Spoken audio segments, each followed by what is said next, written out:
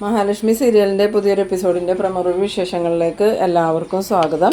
അങ്ങനെ നമ്മളുടെ കണ്ണനിൽ നിന്നും സത്യങ്ങൾ മറച്ചു വയ്ക്കാൻ വേണ്ടി എല്ലാവരും ശ്രമിക്കുമ്പോഴും കണ്ണൻ നമ്മളുടെ പ്രതാപൻ്റെ അടുത്തേക്ക് എത്താണ് സത്യങ്ങൾ അറിയാൻ വേണ്ടിയിട്ട്. അങ്ങനെ പ്രതാപൻ സത്യങ്ങൾ തുറന്നു പറയുന്ന ആ ഒരു എപ്പിസോഡാണ് ഇന്ന് വരാൻ പോകുന്നത്.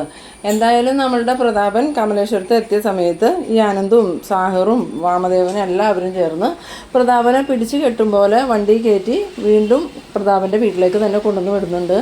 ഈ സമയത്താണെങ്കിൽ പ്രതാപൻ്റെ അമ്മ ഈ മോഹിനിയുടെ അമ്മയെ കൊന്ന കാര്യമൊക്കെ പ്രതാപൻ വാമദേവനോട് പറയുന്നുണ്ട്. ഇത് കേട്ടതും വാമദേവൻ ഒന്നും കൂടിയും ആവേശമാവാണ്. കാരണം ഇപ്പോൾ ജയിലിൽ പോകേണ്ട വന്നിട്ടുണ്ടെങ്കിൽ പ്രതാപൻ മാത്രമല്ല വാമദേവനും പ്രതാപൻ്റെ അമ്മയും എല്ലാവരും ഒരുമിച്ച് പോയിക്കോളൂല്ലോ എന്നുള്ള ഒരു സന്തോഷത്തിൽ തന്നെയാണ് കേട്ടോ വാമദേവൻ. അത് വാമദേവൻ പ്രതാപൻ്റെ അമ്മയോട് പറയുകയും ചെയ്യുന്നുണ്ട്. എന്തായാലും നിങ്ങൾ ഇത്തരത്തിലുള്ളൊരു സ്ത്രീയാണെന്ന് ഞാൻ ഒരിക്കലും വിചാരിച്ചില്ല. അപ്പം നിങ്ങൾക്ക് മഹാലക്ഷ്മിയോടും കണ്ണനോടും മാത്രമല്ല അല്ലേ പലരോടും വിരോധം ഉണ്ടായി. അപ്പം നിങ്ങൾ മോഹിനിയുടെ അമ്മയെ കൊന്നു എന്ന് പറയുന്നു. ഇനി വേറെ ആരെയെങ്കിലും നിങ്ങൾ കൊന്നിട്ടുണ്ടോ? ഇനി മോഹിനിയുടെ ഭർത്താവിനെ കൊന്നത് നിങ്ങളാണോ എന്ന് ചോദിക്കുമ്പം ഈ പ്രതാപൻ്റെ അമ്മ പറയുന്നുണ്ട്, നീ എന്തൊക്കെയാടാ വാമ ഈ പറയണേ? ആ പ്രതാപൻ തലയ്ക്ക് വെളിവില്ലാണ്ട് പറയണ കാര്യങ്ങളൊക്കെ നീ വിശ്വസിച്ചേക്കാണോ എന്ന് ചോദിക്കുമ്പം പ്രതാപൻ തലയ്ക്ക് വെളിവില്ലാണ്ടായ പിന്നെയാണല്ലോ സത്യങ്ങളെല്ലാം പറഞ്ഞു തുടങ്ങിയത്. ഇപ്പം അവൻ പറയണ കാര്യങ്ങളെല്ലാം സത്യമാണെന്ന് എനിക്കറിയാം. അതുകൊണ്ടാണല്ലോ വിശ്വനാഥനെ കൊന്നത് അവനാണെന്നും അതിന് കൊട്ടേഷൻ കൊടുത്തത് ഞാനാണെന്നും അവൻ പറയണത്. അത് നുണയല്ലല്ലോ. അത് നിങ്ങൾക്കും അറിയാം, എനിക്കും അറിയാം, എല്ലാവർക്കും അറിയാം. പിന്നെ അത് കണ്ണനിൽ നിന്നും മറച്ചു വെക്കേണ്ട കാര്യമേ നമുക്കുള്ളൂ. എന്തായാലും നിങ്ങൾ മോഹിനിയുടെ അമ്മയെ കൊന്നു എന്ന് പറയണത് സത്യം തന്നെയാണ്. അതിന് നിങ്ങൾ തർക്കിക്കുകയൊന്നും വേണ്ട. അന്നേരം ഈ പ്രതാപൻ്റെ അമ്മ മനസ്സിൽ വിചാരിക്കുന്നുണ്ട്, ഇവൻ്റെ തല തിരിഞ്ഞു പോയതുകൊണ്ട് ഇനി ഈ വയസ്സാം കാലത്ത് ഞാൻ ജയിലിൽ പോകേണ്ട വരുമോ? ഇനി ആ മോഹിനി എങ്ങാനും സത്യങ്ങൾ അറിഞ്ഞാൽ എൻ്റെ അവസ്ഥ എന്താവും? മഹാലക്ഷ്മി ആണെങ്കിൽ അടങ്ങിയിരിക്കുമെന്നൊക്കെ ഇങ്ങനെ മനസ്സിൽ വിചാരിക്കുന്നുണ്ട്. എന്നിട്ട് വാമദേവനോട് പറയുന്നുണ്ട്, എടാ വാമദേവ, ഇനി നീ നാട് നീളെ പറഞ്ഞുകൊണ്ട് എടുക്കാനൊന്നും നിൽക്കണ്ട. അവനക്ക് തലക്ക് വെളിവില്ലാണ്ട് പറയണേ. എന്തായാലും നീ പോവാൻ നോക്കുമെന്ന് പറയണം. നേരം വാമദേവൻ പറയുന്നുണ്ട്, അല്ലെങ്കിൽ ഞാൻ പോകാൻ പോവാം. അവിടെ എല്ലാവരും എന്നെ കാത്തിരിക്കുകയായിരിക്കും. ഞാൻ പെട്ടെന്ന് അങ്ങോട്ട് ചെല്ലട്ടെ, അവിടെ ചടങ്ങുകളൊന്നും തീർന്നിട്ടില്ല. ഈ സമയത്ത് നമ്മളുടെ കരുണയാണെങ്കിൽ ഇഷ്ടത്തോടു കൂടിയൊന്നും അല്ലെങ്കിലും മഹാലക്ഷ്മിക്ക് മധുരം കൊടുക്കുന്നുണ്ട്. ആ സമയം മഹാലക്ഷ്മി ഇങ്ങനെ മനസ്സിൽ വിചാരിക്കുന്നുണ്ട്, ഇവളങ്ങനെ എനിക്ക് മധുരം തരേണ്ട കാര്യമൊന്നുമില്ലല്ലോ, ഇവൾക്ക് ഈ ചടങ്ങേ ഇഷ്ടമല്ലാത്തതാണ്. പിന്നെ ഇവൾ ഈ മധുരം തന്നെങ്കിൽ എന്തായാലും അതിൻ്റെ പിന്നിലൊരു കാരണം കാണും. ഇനി ഇവൾ എന്തെങ്കിലും ചതി ആസൂത്രണം ചെയ്തിട്ടുണ്ടോ എന്നൊക്കെ ഇങ്ങനെ മനസ്സിൽ വിചാരിക്കുമ്പം കരുണ ചോദിക്കുന്നുണ്ട്, എന്താ ലക്ഷ്മി നീ ഇങ്ങനെ ആലോചിച്ച് കേൾക്കണേന്ന് ചോദിക്കുമ്പോൾ ഒന്നുമില്ല, നീ ഇങ്ങനെ പതിവില്ലാതെ എന്നോട് സ്നേഹം കാണിക്കണം കണ്ടിട്ടാന്ന് പറയുമ്പോൾ ഇതെൻ്റെ സ്നേഹമൊന്നുമല്ല. എന്തായാലും അച്ഛൻ വന്നിവിടെ പ്രശ്നങ്ങൾ ഉണ്ടാക്കാൻ തുടങ്ങിയില്ലേ, അതുകൊണ്ട് എല്ലാവരുടെയും ശ്രദ്ധയൊന്ന് മാറിക്കോട്ടെ എന്ന് വിചാരിച്ച് ഞാൻ ചെയ്തതാണ്. അല്ലാതെ എനിക്ക് നിന്നോട് സ്നേഹവും ഉണ്ടായിട്ടൊന്നും അല്ല. എന്നാൽ അങ്ങനെ കരുണയൊക്കെ മധുരം കൊടുത്തു കഴിഞ്ഞതും ഈ മോഹിനി പറയുന്നുണ്ട്, എന്തായാലും ഇനി നമുക്ക് വീട്ടിലോട്ട് പോയാലോ മോളെ? ഈ 7-ാം മാസത്തെ ചടങ്ങ് കഴിഞ്ഞാൽ വീട്ടിലോട്ട് കൊണ്ടുപോകണം എന്നുള്ളൊരു ആചാരം ഉണ്ടല്ലോ. അന്നേരം മോഹിനി പറയുന്നുണ്ട്, ഞാൻ അവിടെ വന്നിരുന്നാൽ ശരിയാവില്ല അമ്മയെന്ന് പറയുമ്പോൾ മോളവിടെ സ്ഥിരം നിൽക്കുകയൊന്നും വേണ്ട, ഇന്ന് വീട് വരെ വന്നിട്ട് കുറച്ച് സമയം അവിടെ ഇരുന്നാൽ മതി. അത് കഴിഞ്ഞ് അനന്തുവിൻ്റെ ലേഹയുടെ വീട്ടിലേക്ക് പോയിക്കോ എന്ന് പറയുന്ന നേരം കണ്ണൻ പറയുന്നുണ്ട്, അങ്ങനെ മഹിയെ അമ്മ കൊണ്ടുപോവാണെങ്കിൽ കൂടെ ഞാനും വരാമെന്ന് പറയുമ്പോൾ അതൊന്നും വേണ്ട മോനെ, അവിടെ വന്നിട്ടുണ്ടെങ്കിൽ പ്രതാപാട്ടൻ എന്തൊക്കെയാണ് ചെയ്യണമെന്ന് പറയാൻ പറ്റില്ല എന്ന് പറയുമ്പോൾ അയാൾ എന്തെങ്കിലും ചെയ്തിട്ട് അതിന് എനിക്കെന്താ, ഞാനതൊക്കെ നോക്കി നിന്നോളാം, എനിക്കതൊന്നും പ്രശ്നമല്ല അമ്മയെന്ന് പറയുമ്പോൾ മഹാലക്ഷ്മി പറയുന്നുണ്ട്, വേണ്ട കണ്ണേട്ടനെ അങ്ങോട്ട് വരണ്ട, കണ്ണേട്ടനെ അങ്ങോട്ട് വന്നാൽ പ്രശ്നമാവും. കരുണയുടെ അച്ഛനെ എന്തൊക്കെയാണ് ചെയ്യണമെന്നൊന്നും പറയാൻ പറ്റില്ല.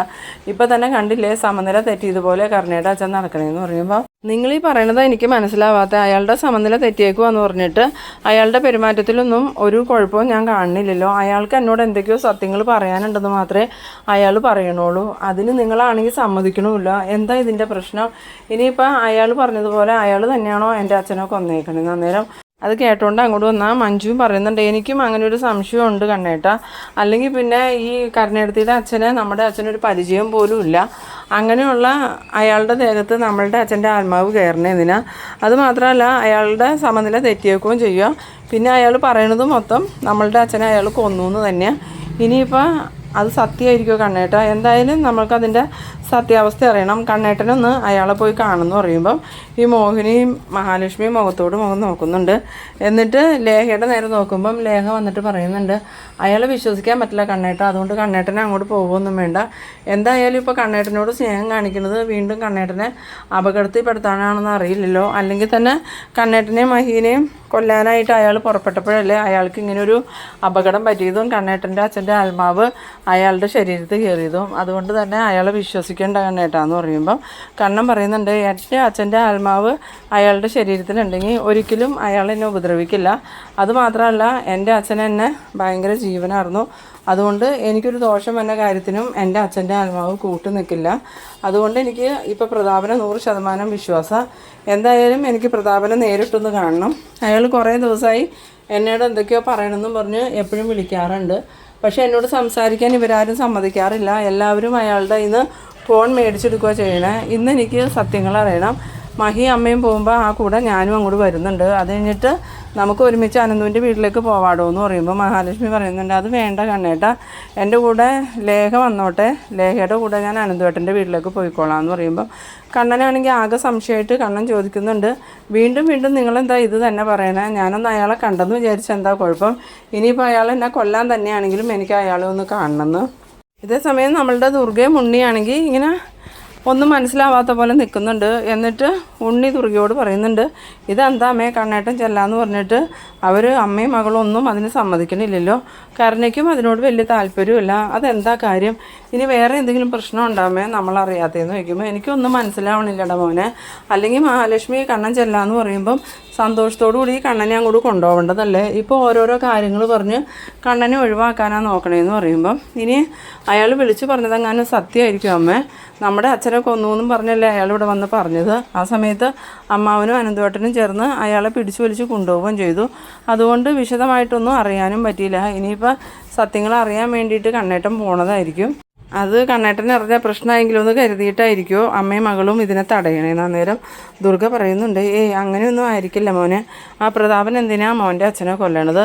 പ്രതാപനും ആ വിശ്വട്ടനും തമ്മിൽ അതിനൊരു ബന്ധമില്ലല്ലോ എന്ന് പറയുമ്പോൾ, അല്ല ഇപ്പം അയാൾ കുറച്ച് ദിവസമായിട്ട് കൊന്ന കാര്യമൊക്കെയല്ലേ പറയണേന്ന് ചോദിക്കുമ്പോൾ ദുർഗ പറയുന്നുണ്ട്, അത് അയാൾക്ക് തലയ്ക്ക് വെളിവില്ലാണ്ടായിട്ടല്ലേ, അല്ലാതെ വേറെ പ്രശ്നമൊന്നും ഉണ്ടാവില്ല എന്ന്. പിന്നീട് നമ്മളുടെ വാമദേവനാണെങ്കിൽ ഇതെല്ലാം കേട്ടുകൊണ്ട് എന്നിട്ട് ഇറങ്ങി പുറത്തേക്ക് പോകുന്നുണ്ട്. പുറത്ത് ചെന്നതും ഈ പ്രതാപൻ്റെ അമ്മയുടെ ഫോണിലേക്ക് വിളിക്കുന്നുണ്ട്.